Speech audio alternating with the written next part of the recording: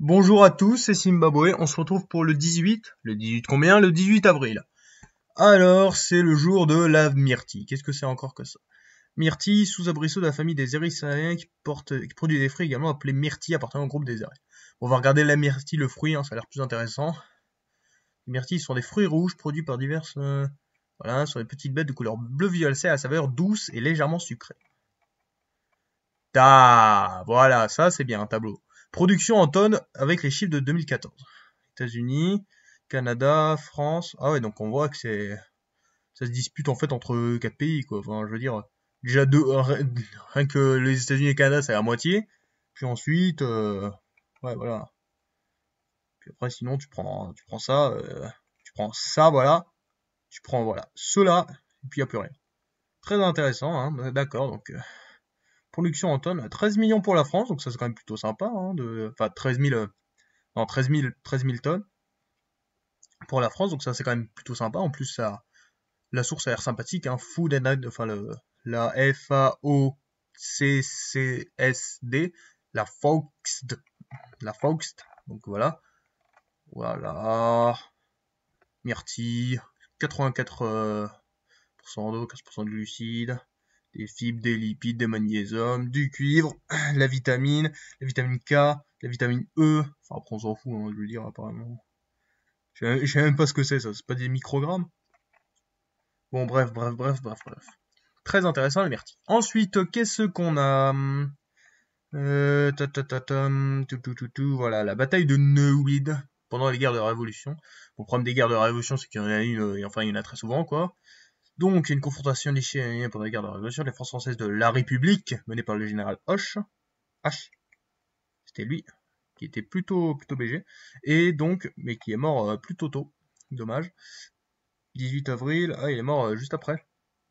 Et les troupes autrichiennes près de la ville allemande de Neuwied. Elles se sont par une victoire décisive des Français. Lors de la bataille, un corps de troupes sous la direction du général Gaullus repousse l'ennemi dans la forteresse et les assiège. François Gaullus, quel nom nul. Pourtant, ouais, il a fait les guerres napoléoniennes, hein. Général d'Empire, Légion d'honneur, enfin par contre il était pas maréchal, quoi. Donc, c'est un peu un éco plus, quoi. C'est pas vraiment l'élite de l'élite. C'est bien, mais ça pourrait être mieux. Bon, qu'est-ce qu'on a d'autre? Bataille de Cameron-Donitz, non, ça ne m'intéresse pas, ça. Victoire de Frédéric Charles de Prusse à la bataille de Diebold pendant la guerre des Duchés. Alors, pour rappel, la guerre des Duchés, donc c'est une guerre qui a eu lieu entre donc la Confédération germanique menée par la Prusse contre le Danemark. En fait, il s'agit d'une des trois guerres qui a mené à l'unification de la Prusse. C'est-à-dire que la Prusse, elle voulait s'unifier. Du coup, elle a fait une guerre contre l'Allemagne, contre le Danemark en 64, une guerre contre l'Autriche en 66, une guerre en 70 contre la France. Elle a défoncé ces trois pays, puis ensuite, c'est devenu le pays le plus puissant d'Europe. Enfin, à peu près. Donc, c'était quand même plutôt stylé, quoi. L'Allemagne a bien géré son coup, enfin la Prusse. Donc ça, c'est la première, donc la guerre des duchés. Bon, là, c'est encore une petite guerre, hein. Par exemple, par rapport à la guerre austro-prussienne et regardez, la guerre austro-prussienne, là, on a quoi en France? On représente 81 000, 44 000. La guerre austro-prussienne, c'est 600 000, 500 000. Donc là, on était sur un niveau dessus. Pareil pour la guerre franco-prussienne. Mais la guerre des duchés, c'était la première des guerres. Donc là, l'Allemagne a pu annexer quelques petits territoires danois. Donc ça a été sympa. Donc la bataille de Diebold, bataille de la guerre. Donc on a 11 000 hommes contre 5 000. Ouais, donc on voit que le rapport est clairement ici. Donc victoire prussienne. Avec Frédéric Charles de Prusse, un prince prusse, voilà, carrière militaire. Voilà. Au déclenchement. Voilà, voilà, il se distingue à la guerre austro-prussienne. Il fait donc la guerre des duchés et il fait aussi donc la guerre franco-prussienne. Donc une guerre plutôt intéressante dans le sens où il y a eu beaucoup de soldats, mais pas très intéressante quand on voit que la France est faite exploser. C'est le cas de le dire, hein. Enfin, il y a peu de guerres où la France a été aussi nulle, hein. Même s'il y en a d'autres. Donc voilà, très intéressant. Qu'est-ce qu'on a d'autre? Séisme de 1906 à San Francisco. Incendie qui a résulté de fond de plus de 3000 victimes aux États-Unis. Waouh, magnitude estimée à beaucoup. Alors magnitude, ouais, ça se mesure sur l'échelle de Richter, donc voilà. Voilà, là, voilà. Donc les séismes de magnitude 9 sont exceptionnels, les effets de magnitude supérieure ne sont pas décrits sur le 1. Le séisme le plus puissant mesuré atteignant la valeur de 9,5 fut le séisme de 1960 au Chili. D'accord, donc ça c'est un signe. Ouais, qui a fait à peu près 3000 victimes, un truc de fou. Heureusement, regardez ça. Attendez, mais ça n'a pas de sens. Vous voyez ça, mais on est où là? C'est pas, c'est pas la France, là. C'est pas le monde. Bon, bref. Donc là, on est sur un séisme majeur, donc pas très sympa. Magnitude 8,5. 3000 morts. San Francisco est la 9e plus grande ville américaine, la plus grande sur la côte occidentale, avec une population de près de 400 000 habitants. Culturel. Témoignage, donc grand incendie. 478 morts, mais aujourd'hui, apparemment, il serait bien plus grand. Entre 225 000 et 300 000 personnes se retrouvent sans toit sur environ 400 000 habitants. Vous avez plus de la moitié de chances de perdre votre maison. C'est quand même un peu chiant. Hein, conséquences matérielles, voilà, la localisation et l'hébergement des réfugiés. Ouais, c'est pas fou, quoi. Ça donne pas vraiment envie. Donc, c'était à San Francisco, donc en Californie, un état des États-Unis qui se trouve à l'ouest, voilà, ici. Un état plutôt de qualité parce qu'il est extrêmement riche. Voilà, lui tout seul, il est plus riche que la Russie. Et même la France, je crois. Donc, qu'est-ce qu'on a d'autre? Pierre Laval est nommé à nouveau chef du gouvernement du régime de Vichy. Alors, Pierre Laval, donc un politique français très connu, très important, hein, évidemment, parce que déjà, au début dans les années 30, il était plutôt prometteur. Enfin, je veux dire, ministre de l'Intérieur, puis après ministre du Travail, ministre des Colonies, ça existait, c'est bon, on a le droit.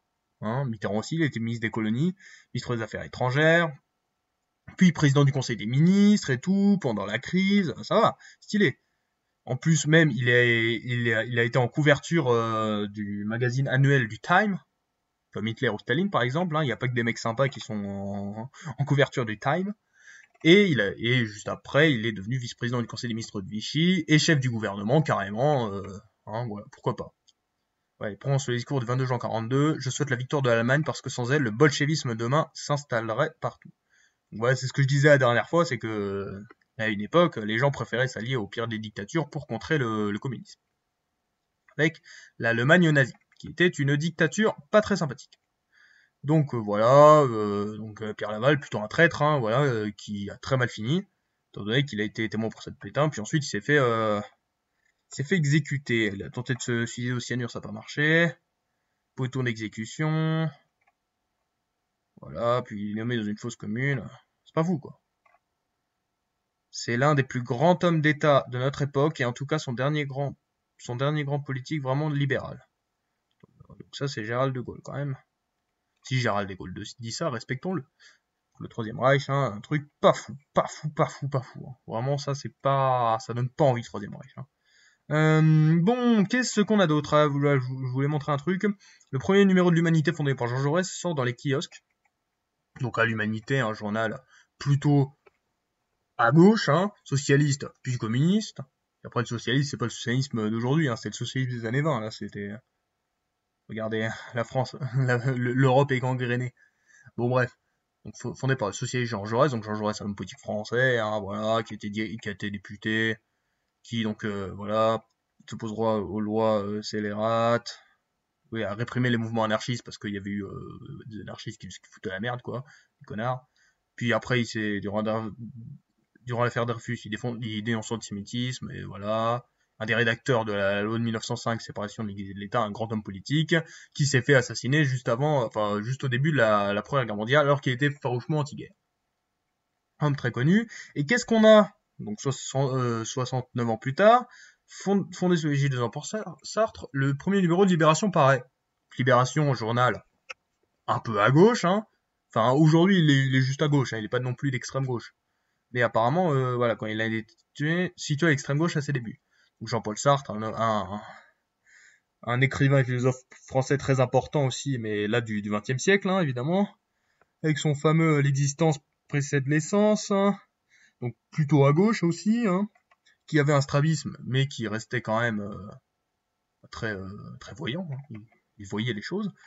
Un homme plutôt important, enfin de par ses idées, parce que ça n'avait jamais été un homme politique, mais il a été d'autres intellectuels, genre pour apporter différentes étapes de sa vie, Paul Lisant et Raymond Aron, par exemple.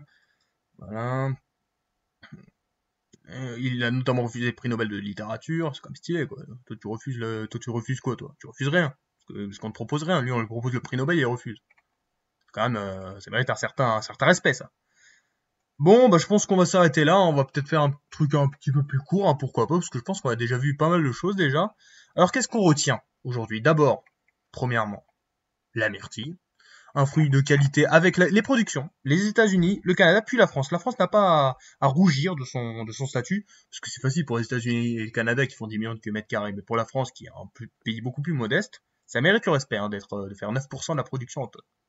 Ensuite, donc, on a Lazare Hoche, mais surtout donc François voilà, Goulus, pendant la bataille de Neuwied, hein, une bataille de qualité qui a été gagnée en deuxième. Troisièmement, qu'est-ce qu'on retient? La bataille de Diboll, hein, évidemment. Victoire prussienne, donc sur le Danemark. Retenez la guerre des duchés. Voilà, donc une guerre plutôt importante vu qu'elle fut le déclenchement de l'unification de la Prusse, avec donc la guerre franco-prussienne de 1870 et la guerre austro-prussienne de 1866. Frédéric Charles de Prusse, un homme de qualité par exemple, qui a fait les trois guerres. Aussi, retenez l'échelle de Richter pour les séismes, hein, voilà. Donc le pire séisme du monde, 1960 Chili, et là, donc c'est un séisme en Californie, donc en 1906. Le régime de Vichy, un régime plutôt pas très sympa, déjà l'emblème c'est une hache, donc ça donne pas envie. Donc voilà, Pierre Laval, un homme politique très important, qui était prometteur, mais qui a fini en connard, quoi. Voilà, Jean Jaurès, donc un grand homme politique, évidemment, qui s'est fait assassiner et qui a fondé l'Humanité, et Jean-Paul Sartre, qui a fondé également un autre type de gauche plus tard, qui a fondé un autre journal le même jour, Libération. Bon, eh bien, c'est la fin de cette vidéo. Hein. Si vous avez aimé, vous lâchez des pouces bleus, vous abonnez, enfin, voilà, vous savez, quoi. Voilà, c'est tout. Bon, bah, allez, bisous.